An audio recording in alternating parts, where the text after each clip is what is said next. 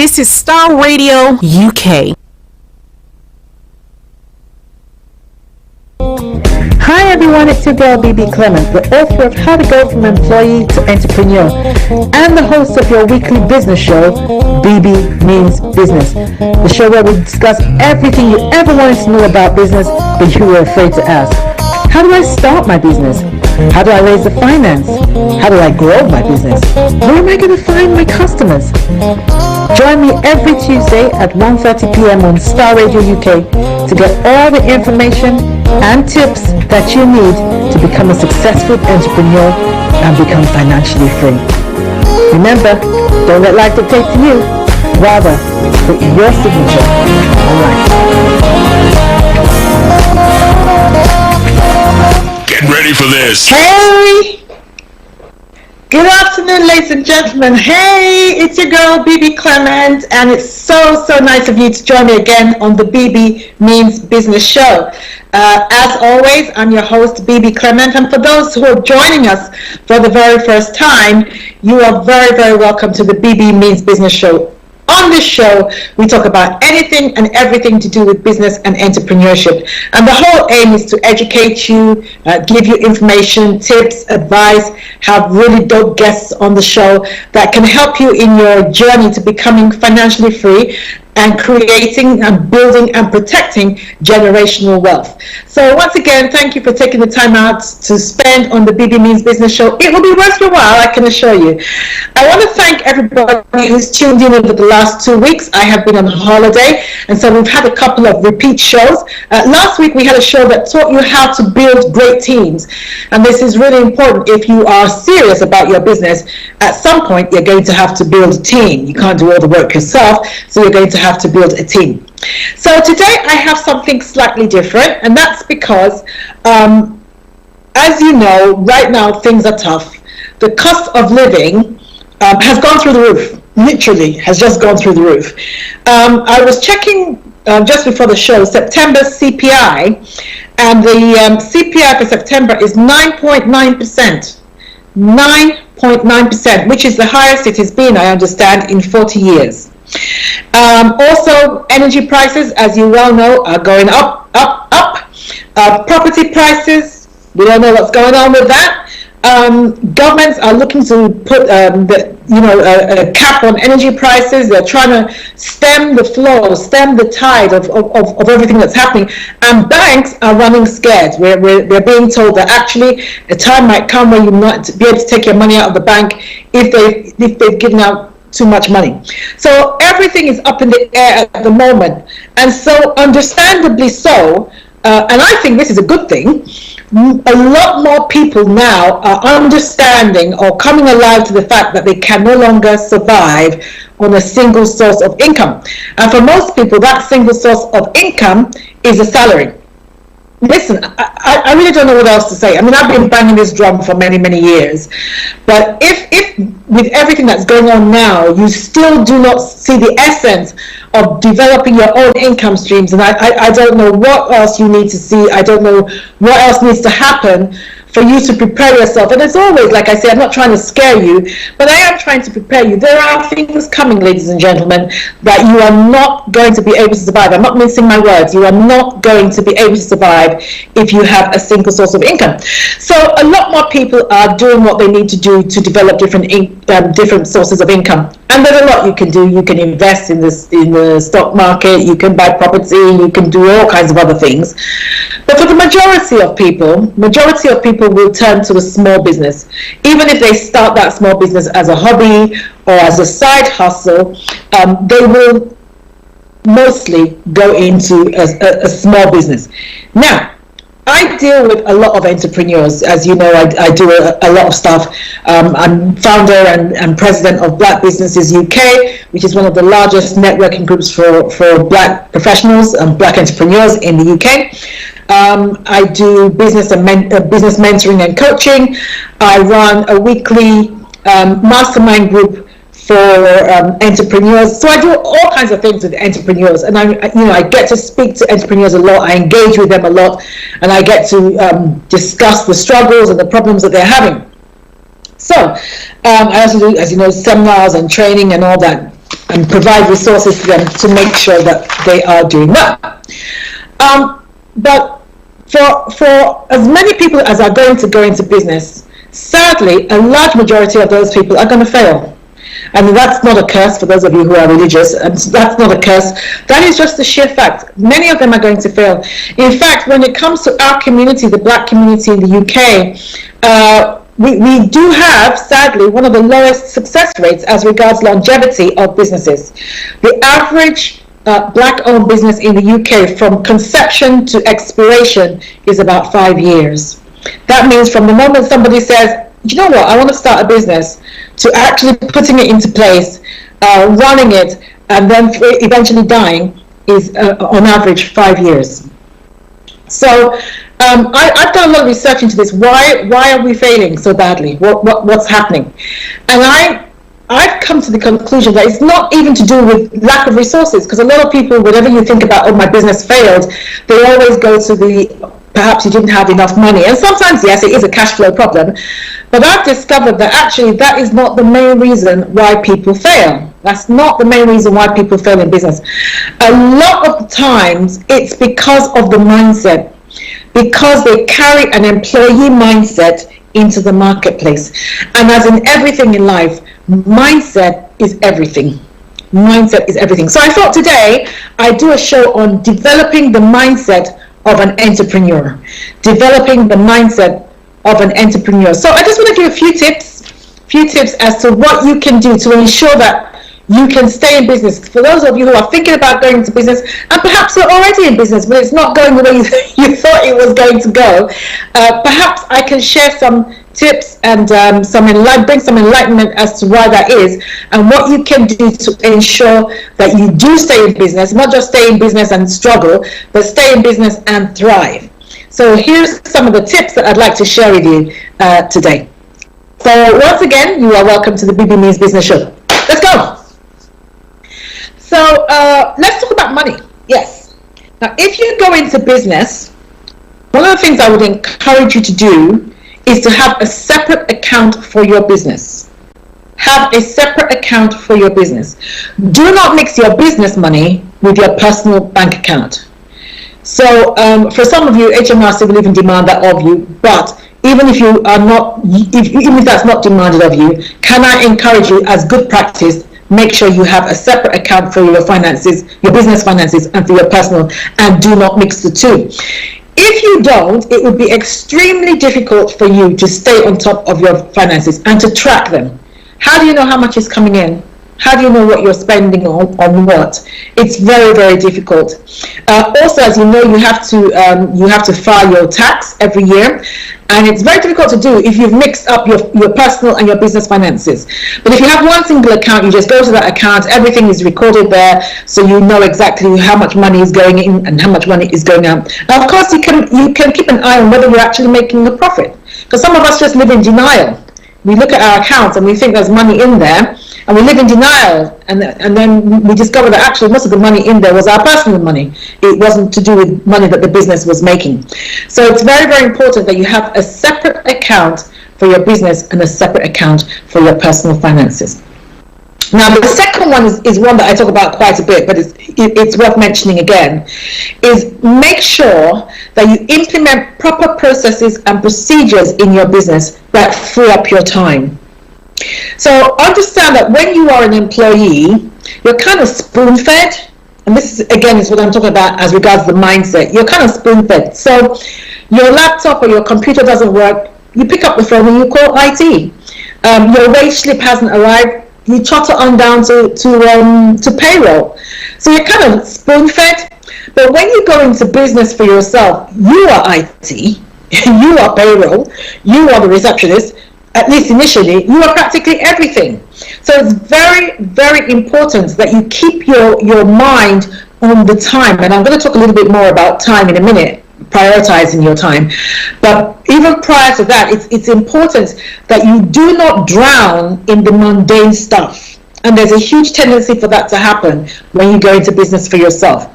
So what you need to be thinking of is you are the captain of your ship. So think of your business like a ship. You are the captain of that ship. And your job is to strategize, is to steer that ship, to keep your eye on where that ship is going and how it's going to get there. And leave all the other mundane stuff to the ship hands. The cooking, leave that to the ship hands.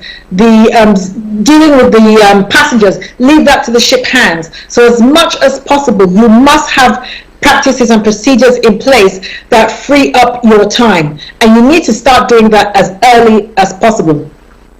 I often say that people get so involved in working in the company that they don't have time to work on the company. And what I mean by that is that you are the strategic leader of your company, and you need time to be able to think. Strategizing needs time to happen, and if you are stuck on a daily basis dealing with mundane stuff, you will not have time. And the result of that, we see that often, the result of that is that your business will have stunted growth. And once you have stagnant and stunted growth, if you're not moving forward, you are moving backwards, and it's just a matter of time before your business dies. So you've got to make sure that you free up your time. So another thing is that you must build the business such that it is making money when you are not physically present in the office. I'll say that in another way. If your business is dependent on you being physically sat in front of your computer or in an office for it to make money, then I would respectfully suggest that what you have created is not a business, it is another job. You've created another job. The very thing that you were probably trying to get away from in the first place when you started the business is what you have created again. So when you create when you implement proper practices and procedures and processes, that frees up your time, that enables you to make money while you are not in the office. So one of the things that you should do is look to automate your processes as quickly as possible and as much as possible. So let's say you are selling a product and you have a website. Don't let it just be a website that people can come and visit. Let it be an e-commerce website so that people can pay for your products online. So they don't have to call you personally. You don't have to personally pick up the phone for people to inquire about your products. So for instance, if you go to my website, which is bbclement.com, that's B-E-B-E, Clement, C-L-E-M-E-N-T.com, and if you go to my shop, you will find all the products that I sell listed there and shown there, and then you can just click on them. You go to the shop. It's just like Amazon, basically, and then you go to checkout, and you are able to pay. The ability to pay exists on the website. So 90% of my clients, I never even see them. And this works even if you're having a service. So I sell products and services, but mostly I sell services, my seminars or webinars, or people hire me to come and speak somewhere, something like that.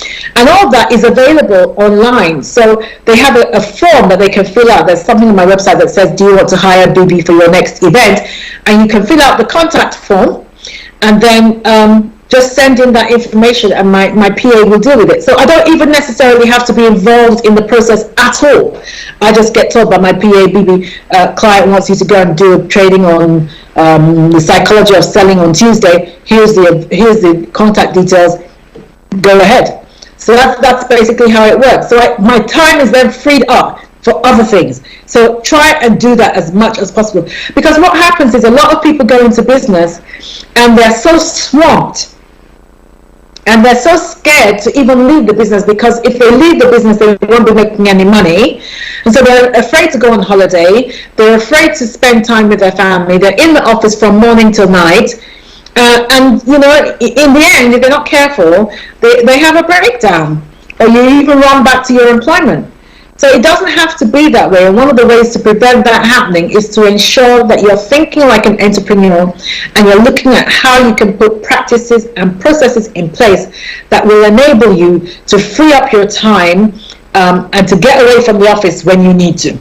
Because at the end of the day, part of the reason for going into business is so that you can reclaim your time, you can redeem your time. And if you're stuck in the office all the time, that's not a possibility.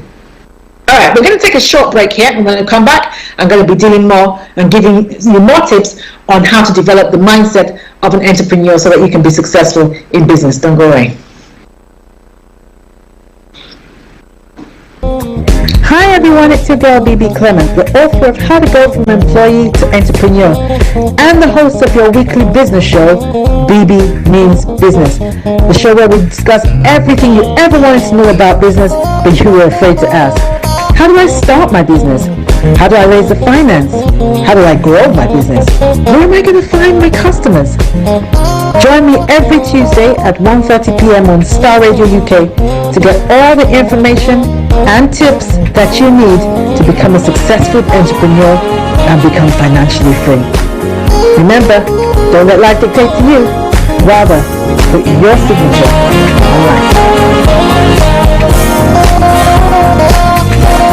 Get ready for this. Welcome back, ladies and gentlemen. And thank you once again for joining the Bebe Means Business Show. For those of you who might just be joining us, today I'm talking about developing the mindset of an entrepreneur. And the reason why I'm talking about this is because many people make the physical transition from employment to the marketplace, but they don't make the mental transition. And as a result, they're not prepared. They're not marketplace ready for starting a business.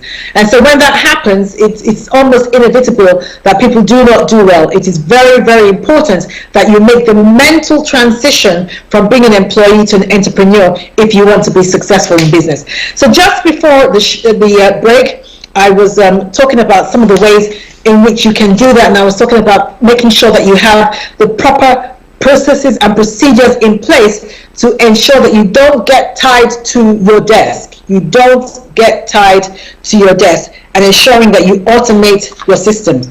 Now,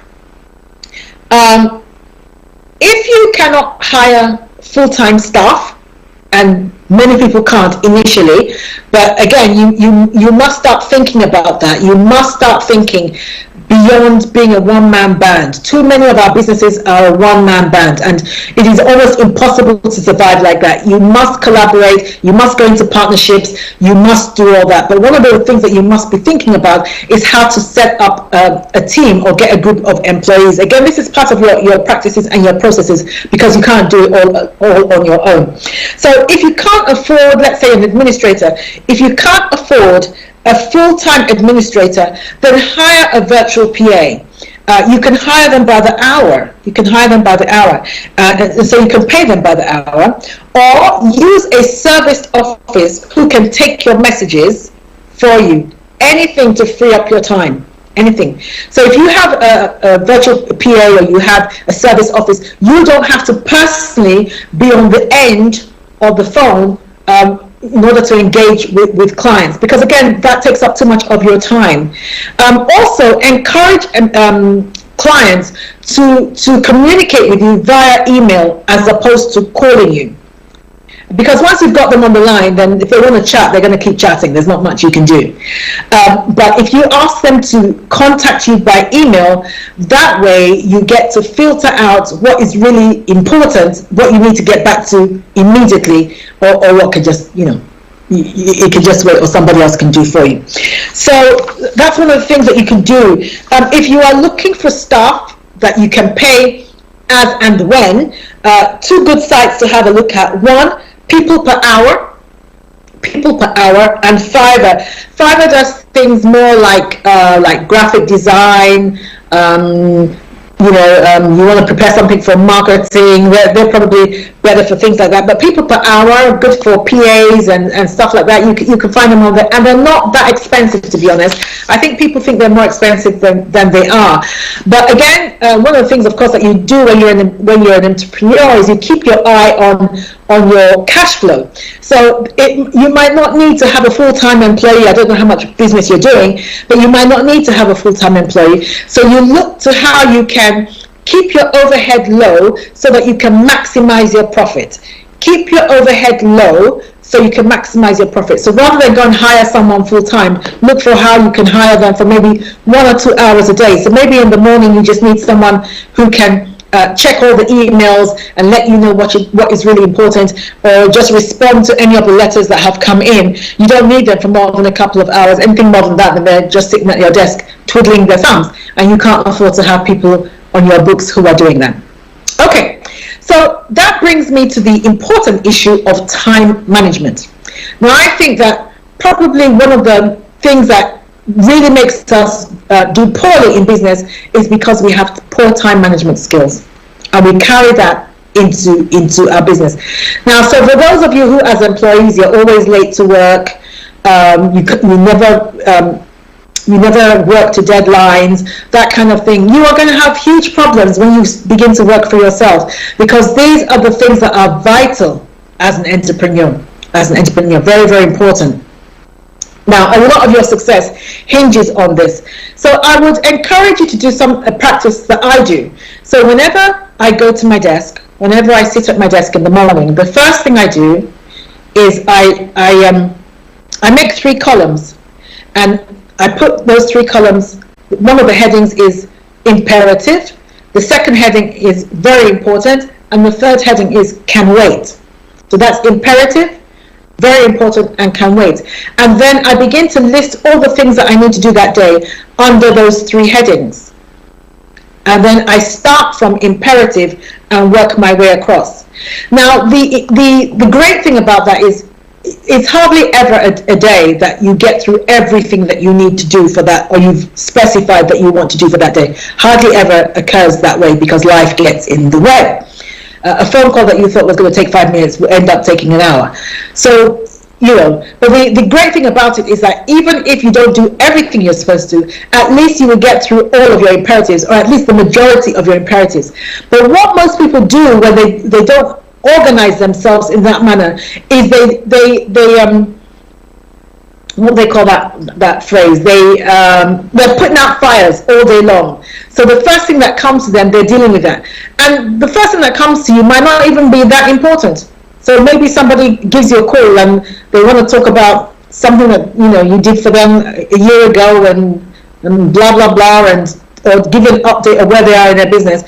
That might not be the most important thing or the best use of your time today. Perhaps you have a deadline that you need to deal with. So I'd encourage you to do that. You don't have to use the headings that I've used, but I would encourage you to make a list of what you need to do every day by level of importance, and begin to work your way through that. Okay, now this is important because in business there are a lot of things that have deadlines. So for instance, filing your tax has a deadline. And you will pay a great penalty if you don't file it on time. So when that kind of thing is due, you don't have time to be messing around with unimportant stuff. Also, your reputation is built upon things like that, your ability to do what you're supposed to do when you're supposed to do it. So for instance, my background, as you know, is employment law, and employment law, as most things in law, have very strict deadlines. So for instance, if you're going to file a claim at tribunal for unfair dismissal, you have literally 30 days from the date of dismissal. So if you're filing on the 32nd day, if you've forgotten about it, and you're filing on the 32nd day, and the tribunal rejects it, you now have to explain to the client how you were so negligent that you forgot to file the claim on time. So that, of course, is going to affect your reputation very, very badly. So these kind of things are quite important. They're quite important. So you need to be able to manage your time appropriately. In addition to that, if possible, and where possible, switch off your mobile phone or put it on silent, or get into the habit of only checking it at specific times. So maybe you decide that, okay, for the first 2 hours of the day, I'm going to be working non-stop. But then I'll take a break around 11:30, and I'll just check my phone, see if any messages have come in, or if you just need a break, you want to look at something mindless on Instagram or something like that. But even that, you time it. Because if you're not, these things are addictive, and if you're not careful, that thing that you said you were going to quickly check on Instagram, 40 minutes later, you're still sitting there. And what you should have really done with your time is waiting for your attention. So you don't want that to happen habitually. So make sure you discipline yourself. And it is discipline. That's what we're looking at here, self-discipline. Or perhaps somebody calls you and you know that the person calling you, all they want to do is gossip or gist. You have to get into the habit of saying, I'm really sorry, can I call you back? I'm just right in the middle of something.